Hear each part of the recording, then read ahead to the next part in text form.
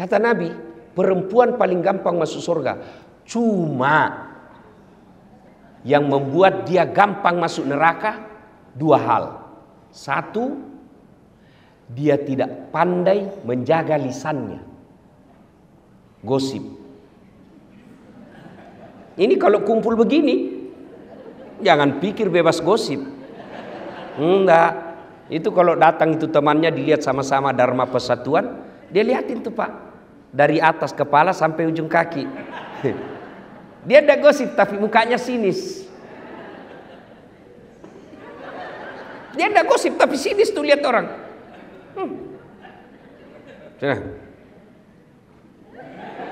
Kenapa? Kayak umbul-umbul. Ya toh Ibu? Maka perempuan kalau dia mampu menahan lisannya, sudah nonton jangan lupa like and share. Insya Allah gampang masuk surga. Tapi sayang seribu sayang, setan tahu rahasia ini. Maka dibuatnya gampang dia terprovokasi. Kau tahu anu? Katanya, oh iya. Padahal dia tidak tahu itu. Cepat sekali. Oh iya betul. Padahal dia tidak tahu. Suka ikut campur yang bukan urusannya. Nah biasanya kalau perempuan orang suka ikut campur, takdirnya semasa hidupnya seperti tauge. Ibu-ibu tahu tauge? Ibu tahu tauge? Coba lihat tauge. Suka ikut campur kan? Iya toh? Gado-gado ada. Pecel ada. Soto Betawi ada. Apa lagi? Tahu isi ada. Karena toge selalu ikut campur, maka Allah takdirkan tidak ada yang lurus. Semua toge bengkok. Jadi kalau ada ibu-ibu pagi-pagi gosip, teriak saja, "Oi, toge dia." Ayuhibbu ahadukum, kata Allah, sukakah kamu memakan bangkai sesamamu manusia? Inilah penyebab utama putusnya persaudaraan. Gosip. Cerita kejelekan orang. Meskipun saya jelek, saya tetap marah ketika kau cerita saya jelek. Itulah sebabnya Allah melarang. Zaman dulu, zaman Pak Menteri sekolah, zaman Pak Menteri masih pegawai biasa di kantor ini, gosip masih lebih sulit daripada zaman sekarang. Kalau dulu mau gosip harus tatap muka di satu tempat. Sekarang satu di Jenek Berang Makassar, satu di Jawa Timur, satu di Riau, kumpul di grup Dharma Wanita Persatuan PUPR. Siapa yang dikosip? Temannya yang ada di Jambi. Nah, itu tidak perlu ketemu. Setan mempermudah. Dan kita gampang sekali mencet jari ketika berbicara keburukan orang. Itulah sebabnya Nabi sampaikan, beruntung orang yang terlalu sibuk mencari aib dirinya sehingga tidak punya waktu untuk mencari keburukan orang lain. Itulah pepatah dulu waktu kita sekolah mengatakan, semut seberang lautan tampak olehnya, sementara gajah di pelupuk matanya tak nampak. Ini yang banyak sekarang di media sosial. Apalagi jelang Pilpres kemarin.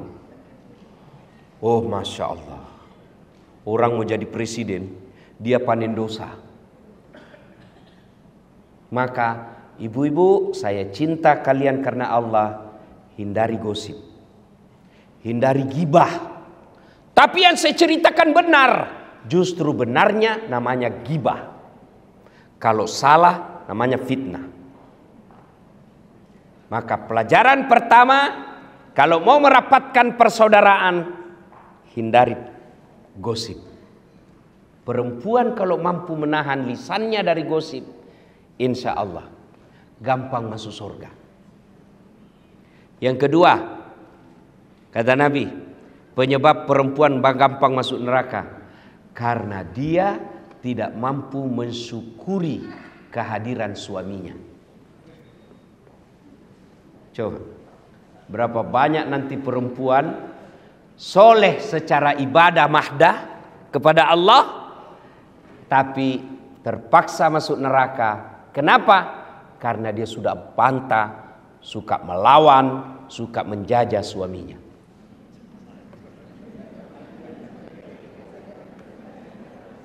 Ibu, ya, halo ibu, mau gampang masuk surga? Mau ibu? Mau? Kata Nabi, minta ridha suami.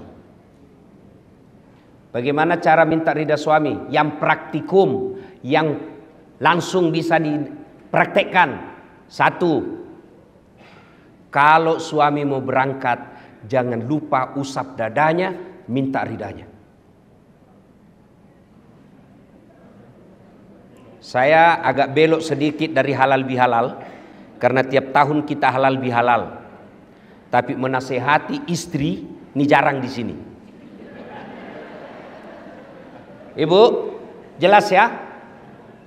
Mau dapat ridhanya suami, suamimu setiap mau pergi, jangan pernah dia tinggalkan rumah tanpa ibu antar sampai ke mobil. Itu real. Tapi kadangkala perempuan modern, suaminya pergi tanpa dilihat sama sekali. Itu awal ibu jauh dari ridha Allah. Antar, pegang tasnya, masuk ke mobil. Itu istri saya Pak Menteri. Meskipun Ibu Kartika juga demikian, ya. Meskipun saya selisih 26 tahun, Pak Menteri tadi bilang istri saya itu ustaz cerdas. Beliau kadang lebih menasihati saya. Memang istri begitu. Daripada ibu jaga HP suami, tapi kan kita tidak berkhianat. Ya, tidak berkhianat. Jadi gimana caranya? Istri saya kalau saya mau keluar, itu ransel saya dipikul. Ya, saya bilang karena ransel saya itu ya setiap kemana-mana agak berat, karena banyak barang elektronik di dalam untuk saya mengajar. Bawa. Lalu dia bilang, jangan. Nggak usah sayang, biar saya bawa. Kata istri saya, beratnya ransel ini tidak seberat beban Ustadz cari nafkah untuk kami.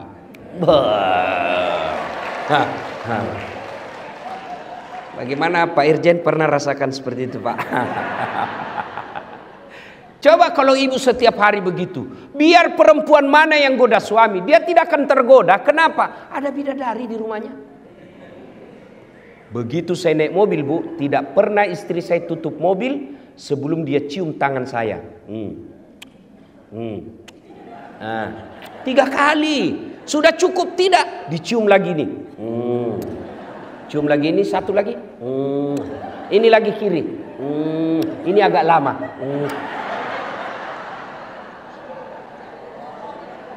Ayo bapak-bapak pernah merasakan?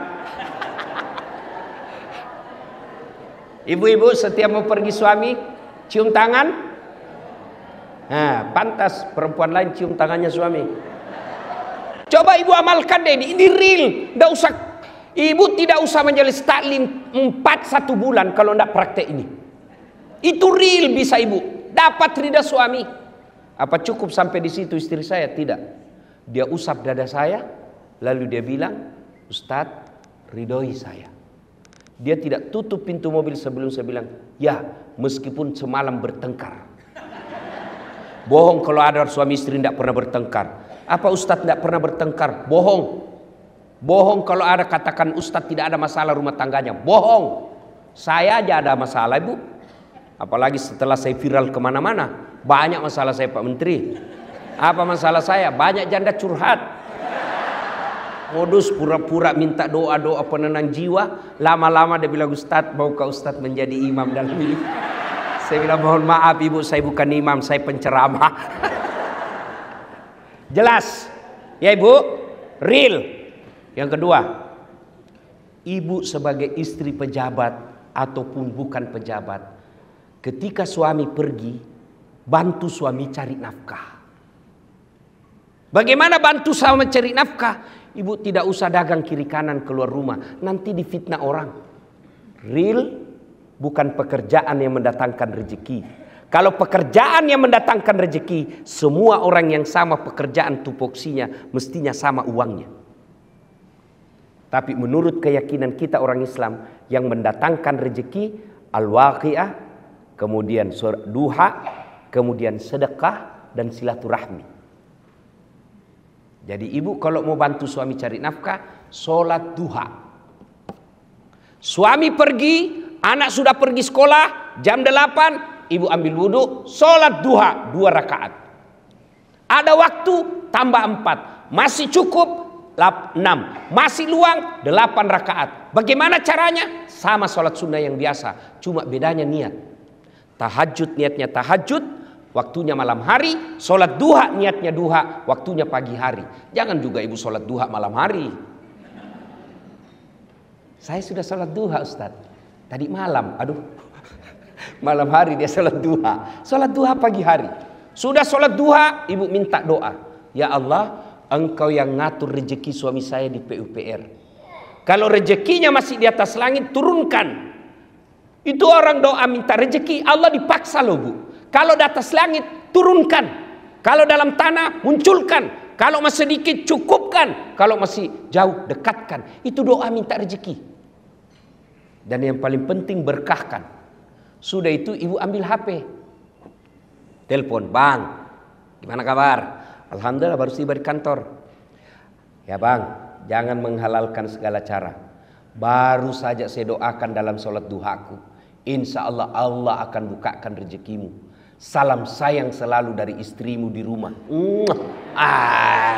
Itu langsung dikasih lihat itu semua temannya di kantor. Ini istri saya. Ibu pernah WhatsApp begitu? Real, cari ridha Allah, bantu suami cari nafkah, sholat duha. Kalau ini ibu lakukan, insya Allah suami tidak akan macam-macam. Cuma yang kadang-kala masuk WhatsApp, bang, jangan lupa singgah beli gas. Bang, jangan lupa singgah beli ikan. Salah? Tidak. Tapi sertakan juga mengingatkan suami untuk ibadah. Itu istri yang soleha. Masuk waktu sholat. Bang, sudah duhur ini bang. Sudah sholat enggak? Belum. Sudahlah, tinggalkan dulu pekerjaan. Itu pekerjaan bisa dikerja. Sholat tidak bisa kau tunda. Ayo sholat. Itulah istri yang dapat ridha dari suaminya. Kemudian pulang suami, semestinya istri yang soleha kata Nabi, pulang suaminya menyenangkan hati ketika dipandang wajahnya. Nah, tanyalah bapak-bapak, senang tidak mandang ibu ketika di rumah? Bagaimana istri yang soleha menyenangkan hati dipandang suaminya? Jadi kalau ibu tahu suami pulang pukul 5 petang, sudah kira-kira 15 menit sebelum pukul 5 ibu dandan. Warna apa dia senang suami? Dia senang warna coklat. Pakai warna coklat. Tapi saya tidak senang. Ibu mengalah karena menyenangkan suami, itu ridha Allah. Kalau perlu pakai baju renang.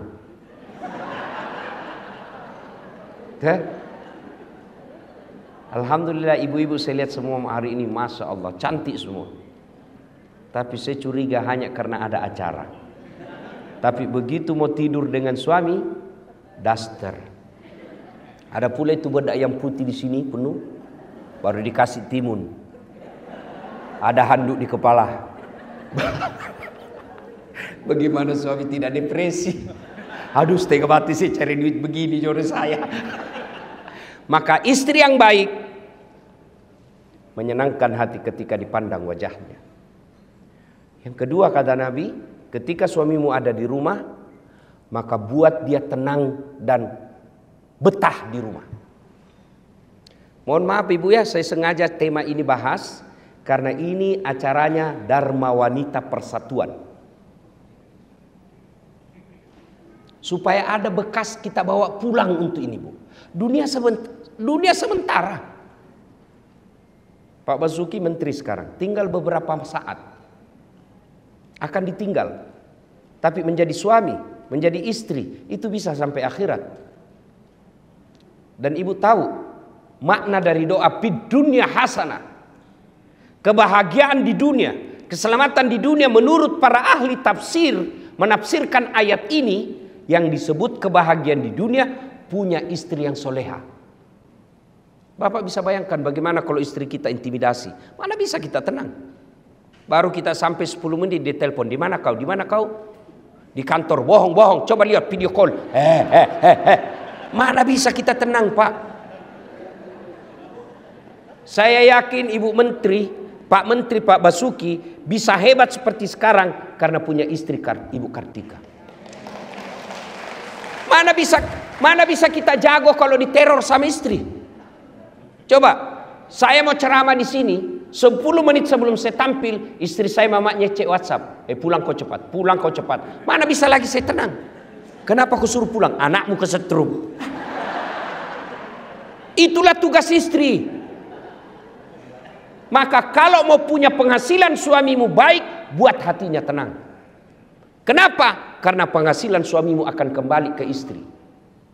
Dan jangan buat suamimu memilih pilihan yang tidak bisa dipilih. Mana? Karena ada perempuan itu kadang ngomong, ibumu terus, ibumu terus. Pilih ibumu atau saya istrimu. Mana bisa kita pilih? Itu yang orang Bugis bilang, ajak musuri lakemu toe sikuna. Jangan kau suruh suamimu gigit sikunya. Ayo, ibu gigit siku. Yang bisa saya kasih umroh 10 kali. Coba gigit itu sikumu. Mana bisa? Itulah yang disebut jangan posisikan suamimu pada pilihan yang tidak bisa dipilih. Pilih kok, mamamu atau saya istrimu. Itu pilihan beleng-beleng gitu. Ibu, kan ada itu biasa istri ngomong begitu. Bu, yang suka ngomong begini. Ibu, tolong jawab ibu. Siapa yang mengandung suami ibu? Mamanya. Siapa yang melahirkan? Ibunya. Siapa yang membesarkannya? Siapa yang mendidiknya? Sekarang siapa yang terima gajinya? Jawab ini bu, jawab. Istrinya. Maka pantas ketika Nabi sampaikan, ridha Allah ada pada ridha suamimu. Maka istri yang soleha membuat suami betah di rumah. Itu real. Tidak usah baca kitab kiri kanan. Real itu. Itu kesimpulannya semua kitab. Ibu, sekali-kali pikir tuh, susahnya itu jadi suami. Di jalan macet. Di kantor dimarah-marahi Pak Dirjen. Dimaki-maki, memang kau goblok. Selalu siap salah Pak. Masuk warung kopi dikejar tagihan. Ya kan? Sampai di rumah dimaki-maki lagi sama istri. Memang kau goblok, kenapa kau tidak lawan? Mau dilawan dan dia dirjen. Sampai di masjid lagi dengar khotbah, neraka lagi dicerita, kau dibakar, dilipat, diguling. Mana enak jadi suami kita? Sampai di rumah dimaki-maki lagi, hilang kita punya harga diri. Dan itu perempuan salah satu kelebihannya ahli sejarah. Tidak pernah dilupa kesalahan kita, Pak. Sudah 5 tahun yang lalu ada kesalahannya, dijelaskan kesalahannya, dia berusaha menjawab kesalahannya itu, belok, nyambung lagi 5 tahun yang lalu. Itulah perempuan ahli sejarah. Maka istri saya berkata, karena kami perempuan ahli sejarah, tolong kau suami jangan bikin sejarah. Top. Ya, nah ibu-ibu yang saya muliakan, muliakan suami. Kadang-kala kita sakit, kadang-kala kita cemburu. Tapi jangan sakit dan cemburu itu yang baru beberapa saat melupakan kebaikan suami yang sudah puluhan tahun. Kalau ini yang kita lakukan disebut innallaha yuhibbul muhsinin. Allah mencintai orang-orang yang bukan saja memaafkan suaminya, tapi juga membalas dengan kebaikan. Itu esensi dari halal bihalal. Memaafkan, bukan sekedar memaafkan, tapi juga dia berbuat baik kepada orang yang menyakitinya. Ibu bapak saudara-saudara sekalian, suatu kali Nabi lagi duduk-duduk dalam masjid. Tiba-tiba Nabi bersabda, sebentar lagi akan muncul penghuni surga. Datang dan semua orang melihat, apa kelebihannya ini orang? Kalau dilihat dia masyarakat tidak terkenal, ibadahnya juga tidak istimewa. Lalu Abdullah penasaran, dia mau tahu apa amalnya ini sehingga Nabi jamin masuk surga. Maka dia datanglah ke rumahnya dan berkata, "Assalamualaikum Tuan." "Waalaikumsalam. Bolehkah saya menginap di rumahmu?" "Oke, nginap." Abdullah malam bangun sholat tahajud. Yang dijamin masuk surga yang punya rumah, dia cuma tidur. Pagi hari Abdullah bin Umar sholat duha, ini cuma duduk. Sore hari Abdullah tadarus, ini orang cuma lihat-lihatin. Hari 2, 3 begitu. Abdullah kemudian berkata dalam hati, sepertinya lebih banyak amalku dari ini orang. Dan dia terus terang, "Tuan, saya mau tahu apa keamalanmu sehingga Nabi jamin kau masuk surga." Dan itu 3 kali Nabi ucapkan. Kata dia, "Tidak ada, kau lihat amalmu lebih banyak dari saya. Kau sholat malam, saya tidur." Lalu Abdullah berkata, "Baiklah kalau begitu saya pamit pulang." Belum jauh dipanggil, "Abdullah, ta'al sini dulu." "Apa gerangan?" "Ada yang saya lupa." "Apa itu?" "Saya setiap malam sebelum saya tidur, saya berdoa kepada Allah, ya Allah, ampuni orang yang menyakitiku dan bersalah kepadaku hari ini, karena aku telah memaafkan mereka sebelum saya tidur." Lalu Abdullah berkata, "Allahu Akbar, itulah yang membuatmu gampang masuk surga." Ternyata orang yang ibadahnya sederhana tapi tidak punya sifat pendendam jauh lebih gampang masuk surga. Orang yang banyak ibadahnya tapi dendam dia bawa sampai mati. Inilah makna halal bihalal, memaafkan. Nah, sekarang bagaimana cara kalau sudah terlanjur? Kemarin Pilpres 01, 02, 03. Sekarang tidak ada lagi 01, 02, 03. Sekarang 00.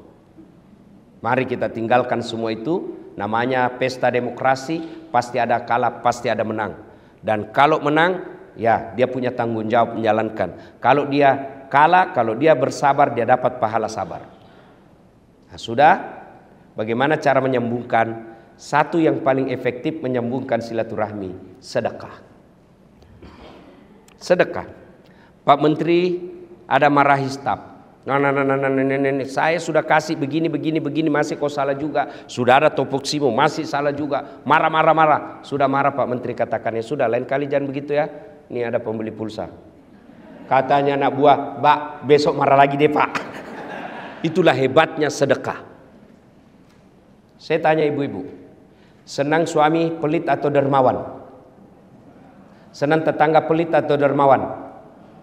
Senang tetangga pelit atau dermawan? Teman pelit atau dermawan? Tidak ada orang suka orang pelit. Bahkan orang pelit sekalipun tidak suka sama orang pelit. Iya toh ibu? Jangan ke rumahnya pelit, padahal dia juga pelit. Maka menyambungkan silaturahmi, sedekah. Tapi jangan salah paham, sedekah tidak selalu duit. Apa sedekahnya Kementerian PUPR? Bangun jembatan. Apa sedekahnya PUPR? Perbaiki irigasi. Itu sedekahnya. Kalau duit, berapa duit kita? Pasti korupsi kalau ada pegawai negeri banyak uangnya. Tapi sedekahnya kita adalah itu, PU, perumahan rakyat. Lakukan tugasmu, insya Allah meskipun pensiun, amal jalan. Saya bilang tadi sama Pak Menteri, saya dakwah, ayo sedekah. Orang hanya sedekah selelisan. Tapi kalau Pak Menteri, ayo bangun jembatan, langsung jadi amal jariah. Kalau saya belum tentu. Maka merugi orang yang punya jabatan dan kuasa tidak memanfaatkan jabatan kuasanya untuk sedekah akhirat. Kata Nabi, siapa yang mau dipanjangkan umurnya, dimurahkan rezekinya, dan tertolak dari bencana, maka hendaklah dia bersilaturahmi. Dan masjid itu bisa diselesaikan pekerjaannya hanya dengan modal silaturahmi dalam pekerjaan ustadz dan balai besar PUPR yang ada di Makassar. Itulah sedekahnya Bapak. Itu sedekah. Ya. Bukan sedekah selalu duit, karena duit kita tidak seberapa. Maka sedekahlah dengan pekerjaan. Jembatan diperbaiki, jangan sudah diresmikan, belum diresmikan sudah rusak. Ibu bapak saudara-saudara sekalian, inilah makna halal bihalal kita. Wa'tasimu bihablillahi jami'a wa la tafarraku. Berpegang teguhlah kepada tali persaudaraan agama Allah dan janganlah engkau bercerai-berai.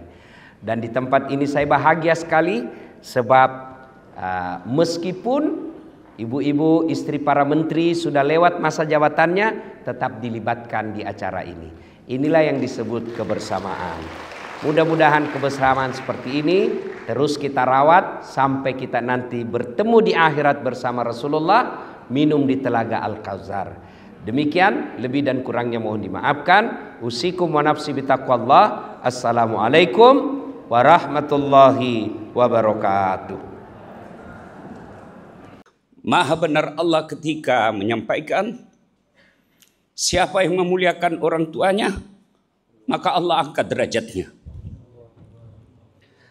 Sejak saya awal bangun masjid ini, saya berikhtiar. Mudah-mudahan suatu waktu guru saya yang saya banyak mencontoh materi-materi dakwahnya, Ustadz Abdul Somad, bisa hadir di tempat ini. Saya tahu susah sekali mengatur jadwalnya. Dengan izin Allah, Allah takdirkan saya sakit. Bisa operasi mata. Dokter bilang istirahat 14 hari.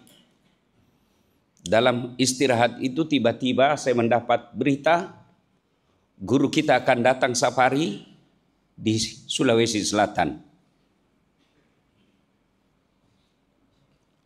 Pak Rosi sampaikan, Ustadz, bisakah disisipkan sedikit waktu beliau hadir di masjid saya?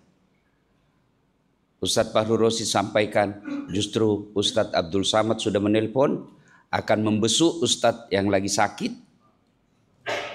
Saya bilang, subhanallah. Tidak perlu lagi saya beli tiket. Allah kirim guru saya datang ke tempat ini, bukan karena saya hebat, tapi karena saya memuliakan ibu saya. Adik-adik sekalian yang mau cari muka sama manusia. Adik-adikku para polisi, tidak usah kau cari muka sama Kapolres, capek. Lebih baik muliakan ibu bapakmu, biar Allah yang muliakan hidupmu. Mudah-mudahan kehadiran kita, adik-adik yang pernah menyakiti hati orang tuanya, pulang kalian dari sini, minta maaf. Ibu-ibu yang ada di luar yang pernah menyakiti ibu, bapak, dan mertuanya, pulang dari sini, minta maaf. Supaya kita masuk bulan Zulhijjah, Allah memuliakan hidup kita. Terima kasih pada Tuan Guru yang hadir di tempat ini. Teristimewanya guru saya Abdul Somad. Saya ini bukan alumni pesantren. Sejak saya lihat ceramah beliau, saya beli HP Samsung. Saya bilang sama pegawai saya, download ke semua ceramah-ceramahnya, kasih saya belajar dari situ. Karena kalau beliau yang sampaikan, pasti sudah baca kitab. Jadi saya tidak perlu lagi belajar kitab. Tidak perlu lagi saya beli buku. Cukup saya nonton ceramahnya, saya sampaikan dengan khas gaya Bugis Makassar, Dasat Latif. Kita bahagia hari ini ada khas ceramah dari Dasat Latif, orang Bugis Makassar, dan ada orang Melayu, Ustadz Abdul Somad. Cuma bedanya dengan saya, kalau beliau takut sama istrinya, kalau saya tidak takut sama istri, cuma istri saya lebih berani dari saya. Demikian, mudah-mudahan ada manfaat. Selamat datang. Mudah-mudahan tuan-tuan guru kita Allah lindungi. Dengar kau juga ini baik-baik ya. Dengar ini semua. Muliakan gurumu. Tahu enggak? Kalau wali kota, gubernur, menteri, presiden belum mati sudah berdemo orang yang mau ganti.